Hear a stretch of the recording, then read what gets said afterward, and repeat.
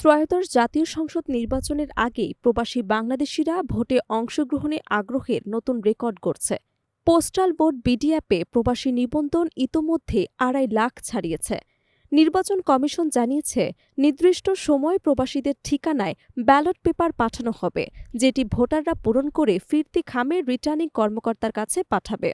সোমবার সকালে ইসির ওয়েবসাইটে প্রকাশিত তথ্য অনুযায়ী গত ১৯ নভেম্বর থেকে বিভিন্ন দেশে বসবাসরত প্রবাসী ভোটারদের জন্য নিবন্ধন কার্যক্রম শুরু হয়েছে।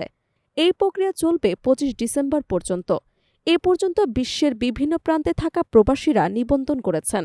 এই দেশগুলোর মধ্যে রয়েছে দক্ষিণ কোরিয়া, জাপান, দক্ষিণ আফ্রিকা, চীন, মিশর, Mozambique, Libya, Mauritius, Hong Kong, Brazil, Uganda, Nigeria, Liberia, Botswana, Kenya, Rwanda, Algeria ইত্যাদিসহ আরও অনেক দেশ।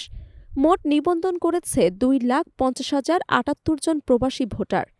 ইসি জানিয়েছে, নিবন্ধনকারীদের ঠিকানায় পোস্টাল ব্যালট ডাকযোগে পাঠানো হবে। ভোটাররা পূর্ণ ব্যালট ফরম পূরণ করে নির্ধারিত সময়ে ফেরত পাঠাতে পারবেন।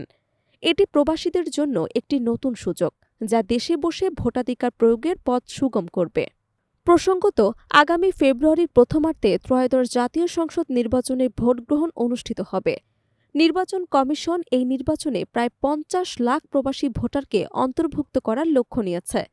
তাই প্রবাসী ভোটারদের জন্য বিভিন্ন দেশের ঠিকানায় ব্যালট পৌঁছে দেওয়ার প্রক্রিয়ায় বিশেষ গুরুত্ব দিচ্ছে ইসি। প্রবাসীরা এই নির্বাচনে সরাসরি অংশগ্রহণ করতে পারবেন এবং দেশের নির্বাচন প্রক্রিয়ায় সমানভাবে অবদান রাখতে পারবেন।